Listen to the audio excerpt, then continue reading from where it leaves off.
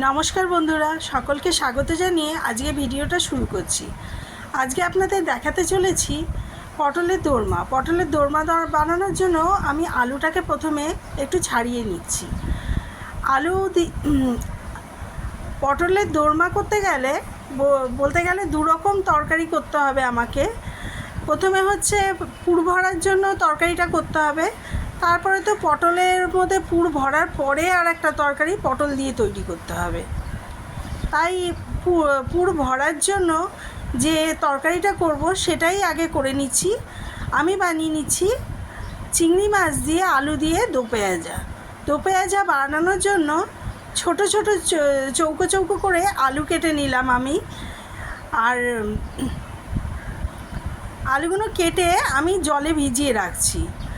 আর এই দেখুন চিংড়ি মাছগুলো চাপড়া চিংড়ি, যেহেতু বড় বড় চিংড়ি মাছ তাই আমি চিংড়ি মাছগুলোকে আলুর মতন করেই ছোট্ট ছোট্ট করে টুকরো করে নিচ্ছি, যাতে আমার পটলে পুর ভরার সময় সুবিধা হয়। আর সবার পাতে যেন চিংড়ি মাছ পড়ে, কারোর পাতে বেশি পড়বে কারোর পাতে চিংড়ি মাছ কম পড়বে, সেরকমটা যেন না হয়, তাই আমি ছোট ছোট করে টুকরো করে নিচ্ছি।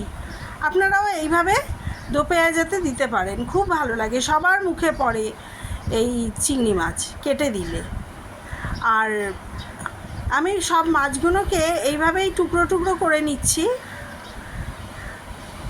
টুকরো টুকরো করে নুন হলুদ মাখিয়ে নেব। আর পটলের দোরমা খেতে খুবই সুস্বাদু একটি রান্না। সবাই খেতে ভালোবাসে, কিন্তু করার সময় অনেকেরই থাকে না, কারণ করতে অনেকখানি সময় লাগে। যেহেতু এখানে দুখানা তরকারি করতে হয়, তাই অনেকেই সময় করে উঠতে পারেন না এই দোরমা তৈরি করার জন্য। কিন্তু খেতে অসাধারণ, খেতে খুবই সুস্বাদু একটি পদ। জামাই ষষ্ঠীর সময় যদি জামাইকে বা গেস্টকে, বাড়িতে কোনো গেস্ট আসলে যদি পটলের দোরমা রান্না করা যায়, তাহলে তো আর কথাই নেই, পুরো জমে ক্ষীর হয়ে যাবে। আর আমি চিংড়ি মাছটা কেটে এবার নুন হলুদটা মাখিয়ে নিলাম। মাখিয়ে আমি বাটিটা একটু সরিয়ে রাখবো। সরিয়ে এবার মশলার জোগাড়টা করে নিতে হবে। মশলা আলাদা কিছু মশলা নয়, নর্মাল যেরকম আমাদের বাঙালিদের পেঁয়াজ রসুন আদা। পটলের দোরমা বানানোর জন্য আলাদা কোনো মশলা নেই। আমাদের বাঙালি বাড়িতে যেরকম পেঁয়াজ আদা রসুন টমেটো এইগুলো দিয়েই বানাবো পটলের দোরমা। আমি দুটো তরকারির জন্য মশলাটা একবারেই বেটে নিচ্ছি, কারণ ভাগে ভাগে বাটলে সময়টাও আরও বেশি লাগবে। তাই আমি একসঙ্গেই এখানে 4টে টমেটো নিয়েছি। আমি 4টে টমেটো কুচিয়ে নিলাম বাটার জন্য। আর 3খানা পেঁয়াজ নিয়েছি। 2খানা পেঁয়াজ আমি বাটবো বলে মিক্সিতে নিয়ে নিলাম। আর 1খানা পেঁয়াজ ঝিরিঝিরি করে কুচিয়ে একটা বাটিতে সরিয়ে রেখে দেবো, কারণ সেটা আমার ফোড়নে দিতে হবে।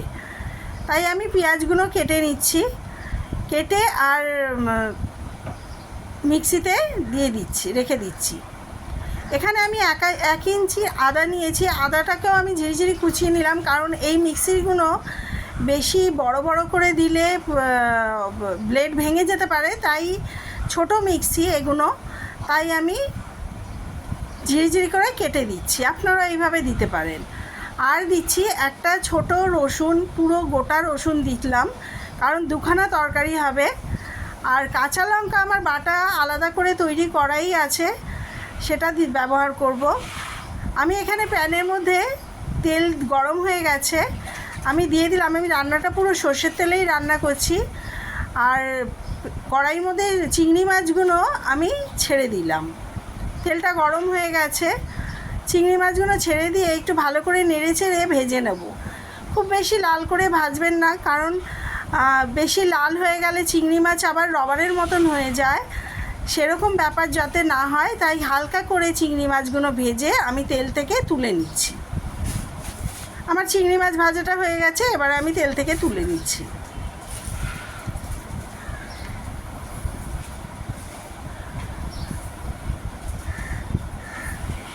চিংড়ি মাছ আমরা সবাই খেতে ভালোবাসি। চিংড়ি মাছ দিয়ে যে কোনো পদ এত সুস্বাদু হয় কি বলবো। আপনারাও নিশ্চয়ই সবাই চিংড়ি মাছ খেতে ভালোবাসেন, কিন্তু যাদের অ্যালার্জি আছে তারা চিংড়ি মাছটা না খেলেই খুবই ভালো হয়। তাদের আবার অসুবিধা হতে পারে বা শরীরে কষ্ট হতে পারে। আমি আরেকটু তেল দিয়ে নিলাম, তরকারিটা এবার বসাবো বলে দো পেঁয়াজাটা তৈরি করব। কড়াইতে তেলটা গরম হয়ে গেছে, এবারে দিয়ে দিলাম তেজপাতা আর দিয়ে দিচ্ছি গোটা জিরে। গোটা জিরে এখানে 1 চামচের মতন আমি গোটা জিরে ব্যবহার করলাম।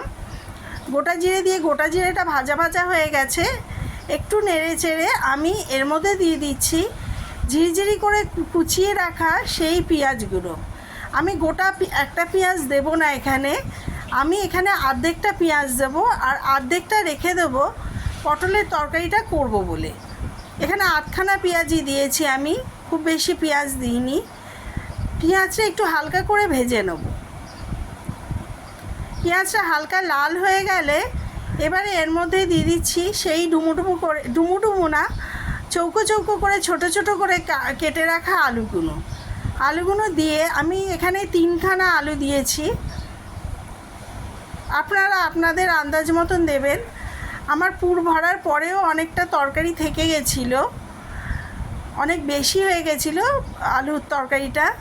আপনারা চাইলে আপনাদের পরিমাণ মতন করতে পারেন।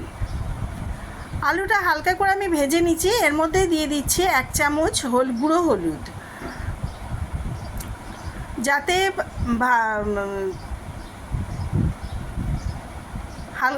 1 চামচ আমি গুঁড়ো হলুদ দিয়ে দিলাম যাতে আলুটা ভালো করে ভাজা হয়, তার জন্য।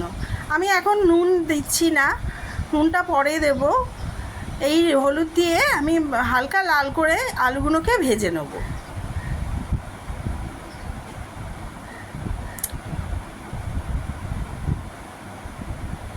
আপনি যদি চান দো পেঁয়াজা এরমভাবে ভাতের সঙ্গে মেখে খেতে অসাধারণ লাগে। আমরা তো হামেশাই খাই, আর পটলের দোরমা তো খাই, সবসময় করি। আমাদের খুব ভালো ফেভারিট একটি রান্না, তাই আপনাদের সঙ্গে শেয়ার করলাম। আর দিয়ে দিলাম পেঁয়াজ রসুন আদা বেটে রাখা ছিল, সেটাই দিয়ে দিলাম। অর্ধেকটা দিলাম এখানে, কারণ আমি অনেকটা মশলা করেছি দুটো তরকারির জন্য, আমি অর্ধেকটা মশলা এখানে দিলাম। আর টমেটো দিয়েছিলাম, এটা দিলাম আমি শুকনো লঙ্কা না, এটা কাঁচা লঙ্কাই, লাল লঙ্কা বেটে রেখেছিলাম সেটাই আমি দিলাম। অনেকগুলো লাল লঙ্কা এনেছিল, সেটাকেই আমি বেটে ফ্রিজে রেখে দিয়েছিলাম, সেটাকেই আমি দিলাম এখানে। দিয়ে ভালো করে আমি কষে নিচ্ছি।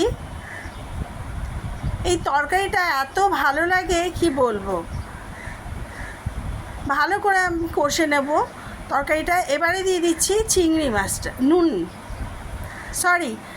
আমি চিংড়ি মাছটা এখন দিলাম না, দিলাম নুন দিয়ে আর একটু নেড়ে চেড়ে নেব। নুনটা দিচ্ছি যাতে আলুটা সিদ্ধ হয়ে যায়, নুনটা না দিলে না আলুটা দরকাচা টাইপের হয়ে যায়, তাই আলুটাতে নুন দিয়ে আমি ভালো করে কষে নেব।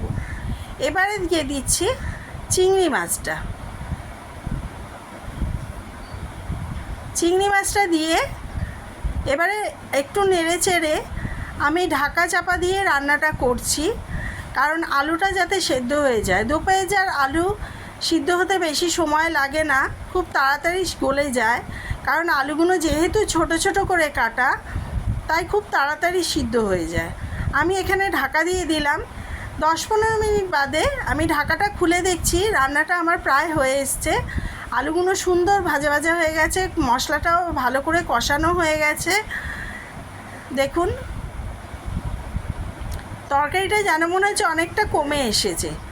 এবারে আমার তরকারিটা হয়ে গেছে, এবারে আমি পটলটা রেডি করে নিচ্ছি। এখানে আমি বড় বড় পটল বেছে বেছে নিয়েছি, আর পটলগুলো আমি ছিলে নিচ্ছি না, চোকলাটা না ছাড়িয়ে আমি একটুখানি ঘষে নিচ্ছি। যেরকম পটল ভাজার জন্য আমরা পটল ঘষে নিই, ঠিক সেই একইভাবে আমি পটলটা পুরো ঘষে নিচ্ছি, আর সবগুলো পটলই আমি একইভাবে ঘষে নিচ্ছি।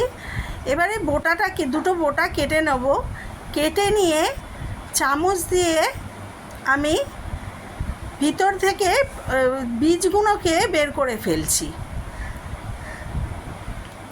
ভালো করে পটলগুলো একদম কচি ছিল, বীজ সেরকম একটা হয়নি, তাও বীজ ভিতরে পুর ভরার জন্য তো আমাকে ভিতরটা খালি করতেই হবে, তাই বীজগুলোকে বের করে নিচ্ছি। আপনারা এইভাবে করবেন, চামচের পিছনটা দিয়ে যে দিকটা আমরা ধরে থাকি চামচের, সেই দিকটা দিয়ে পটলের বীজগুলোকে বের করে নেবেন। ভিতরটা পুরো খালি হয়ে গেছে, দেখুন দেখুন পুরো খালি হয়ে গেছে। এইভাবে আমি সবগুলো পটলেরই বীজ বের করে নিচ্ছি। আর দুদিকের বোটাটা একটু কেটে নেবেন, একদিকে একটু কম কাটার চেষ্টা করবেন আর আরেকদিকে একটু বেশি কাটার চেষ্টা করবেন, যাতে পুরটা ভরতে সুবিধা হয়। আমি পটলগুলো কেটে নেওয়ার পর এবার আমি ধুয়ে নিচ্ছি, জল থেকে ভালো করে জল ঝরিয়ে তুলে নিচ্ছি, কারণ পটলের ভিতরে জল রয়ে গেছে, সেটা যাতে না থাকে তার জন্য আমি ভালো করে ঝেড়ে ঝেড়ে পটলগুলোকে জল থেকে তুলে নিচ্ছি। আর আমার সবগুলো পটল ধোয়া হয়ে গেছে, আমি এবারে পুর ভরবো। পটলের মধ্যে চামচ দিয়ে পুরটা মুখের কাছে দিয়ে একটু চেপে দেবেন, চেপে আর চামচের পিছনটা দিয়ে একটু ঠেলে দেবেন, তাহলেই দেখবেন পুরটা ভরা হয়ে যাবে। আর আরেকটা কথা বলবো আপনাদের, পুর ভরার সময় একটু সাবধান সতর্ক থাকবেন, যাতে পুরটা আপনারা চেপে চেপে ভরবেন না। যদি চেপে চেপে ভরেন তাহলে যখন পটলটা ভাজবেন পুরটা বেরিয়ে যেতে পারে। আমি এখানে যতটুকু চেপে চেপে ভরছি না, যতটুকু হয় মুখের কাছটা একটু খালি রাখবো, কারণ তেলে দেওয়ার পর পুরটা ঠেলে ভিতর দিয়ে বাইরে বেরিয়ে আসে। যতটুকু মুখের কাছটা একটু খালি রাখবেন। আমি এইভাবেই সবকটা পটলেই পুর ভরে নিচ্ছি। আমার পুরগুলো ভরা হয়ে গেছে। কড়াইতে এবারে তেল দিয়ে দিয়েছি, তেলটা গরম হয়ে গেছে। ওর মধ্যে আমি পটলগুলো ভাজার জন্য ছেড়ে দিলাম। খুব সাবধানে ভাজবেন, আর পটলে চাপ পড়লে কিন্তু পুর বেরিয়ে যাবে। হালকা হাতে এটা উল্টিয়ে পাল্টিয়ে দিতে হবে। আর খুব কড়া করে ভাজার দরকার নেই, লাল করার দরকার নেই, হালকা করে ভেজে নিলেই হবে। দেখছেন তো একটা দুটো টুকরো করে আলু বেরিয়ে এসছে। আবার যেগুলো আমি পুরো ভরিনি সেইগুলো আবার ঠিক আছে, সেগুলো থেকে বেরিয়ে আসেনি। যেগুলো একদম চেপে চেপে ভরেছি সেইগুলোই পুর বেরিয়ে এসছে। তাই জন্য বলছি, আপনারা পুর ভরবেন যখন মুখের দিকটা একটু খালি রাখবেন, আর চেপে চেপে পুর ভরবেন না, যতটুকু ভরা যায় ততটুকুই ভরবেন। আমার পটলগুলো ভাজা হয়ে গেছে, তাই তেল থেকে তুলে নিলাম। এইভাবে সব পটল ভেজে নিলাম। এবারে অর্ধেকটা যে পেঁয়াজ আমি সরিয়ে রেখেছিলাম কুচিয়ে, সেই পেঁয়াজটাই আমি তেলে দিয়ে হালকা করে ভেজে নিচ্ছি। ভেজে নিয়ে এবারে মশলাটা যেটা করেছিলাম, পেঁয়াজ, রসুন, আদা, টমেটো বাটা, আর দিয়েছি এর মধ্যে এক চামচ হলুদ আর 1 চামচ জিরে গুঁড়ো। যেহেতু পটল দিয়ে তরকারিটা করব, সেহেতু একটু জিরে গুঁড়ো দিয়েছি স্বাদ বাড়ানোর জন্য। দিয়ে আমি ভালো করে মশলাটাকে কষিয়ে নিচ্ছি। আর দিয়ে দিচ্ছি পরিমাণ মতো নুন। নুন তো সবটাতেই, নুন ছাড়া তো কোনো খাবারই মানে সুস্বাদু হতেই পারে না। নুন সব কিছুতেই লাগবে, নুন ছাড়া চলবে না। আর নুন পরিমাণ মতন দিয়ে আমি ভালো করে নেড়ে চেড়ে, এই দেখুন মশলাটা কষানো হয়ে গেছে, তেল ছেড়ে দিয়েছে। এবারে আমি দিয়ে দেব পরিমাণ মতন জল। খুব বেশি জল দেবেন না, কারণ যেহেতু আমি পটলটা কষাবো, তাই জল বেশি দেবেন না। মশলাটা একটু মাখো মাখোই হবে, যেরকম মাছ টাছ কষাই আমরা, ঠিক সেরকম মাখো মাখো হবে। এবারে পটলগুলো জলটা দেওয়ার পর ফুটে উঠেছে যখন, তখন আমি পটলগুলো ছেড়ে দিলাম কষার মধ্যে। এবারে পটলগুলো তো আমি অল্প ভেজেছি, তাই পটলগুলো একটু ভালো করে দিয়ে নেড়ে চেড়ে একটু উল্টিয়ে পাল্টিয়ে দিয়ে হালকা হাতে করবেন। চাপ পড়লেই কিন্তু পটলের ভিতর দিয়ে পুর বেরিয়ে আসতে পারে। আর এবারে আমি একটু ঢাকা চাপা দিয়ে তরকারিটা করব, যাতে পটলগুলো পুরো সিদ্ধ হয়ে যায়। আমি এবারে ঢাকা দিয়ে দিচ্ছি। কিছুক্ষণ ঢাকা রাখার পর, মিনিট 10 ঢাকা রাখার পর, পটল সিদ্ধ হতে বেশি সময় লাগে না। দেখুন পটলটা সেদ্ধ হয়ে গেছে। এবারে আমি কড়াই থেকে পটলটাকে তুলে সার্ভ করে নেব। সুন্দরভাবে তরকারিটা হয়ে গেছে, খেতে অসাধারণ হয়েছিল। আপনারা চাইলে একটু গরম মশলাও দিতে পারেন, কোনো অসুবিধা নেই, এতে আরও বেশি ভালো লাগবে খেতে। এবারে আমি পটলগুলোকে তুলে কড়া থেকে সার্ভ করে দিচ্ছি। সুন্দর করে সার্ভ করেছিলাম, আশা করব আপনাদেরও ভালো লাগবে। আর আমার ভিডিওটা আপনাদের কেমন লাগলো সেটা আমাকে কমেন্ট করে জানাবেন।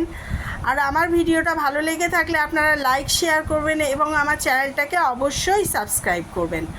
আপনারা যদি চ্যানেলটাকে সাবস্ক্রাইব না করেন বেশি বেশি করে, তাহলে আমি আরও রান্না আপনাদের সঙ্গে শেয়ার করার উৎসাহ পাবো কি করে। তাই আপনাদের কাছে অনুরোধ, আমাকে বেশি বেশি করে সাবস্ক্রাইব করুন, লাইক করুন, শেয়ার করুন। আমার পটলের দোরমাটা রেডি হয়ে গেছে, আমি সার্ভ করে দিলাম। আপনারাও এইভাবে বানান, খেতে আপনাদেরও ভালো লাগবে। বাড়িতে অতিথি আসলে তাদের বানিয়ে খাওয়ান। অসাধারণ হয়েছিল খেতে, দেখুন কত সুন্দর লাগছে দেখতে। পটলের দোরমাটা আমি টেবিলে সার্ভ করে দিয়েছি, আপনারাও বানিয়ে খান, আপনাদেরও ভালো লাগবে আশা করব। অসাধারণ হয়েছিল।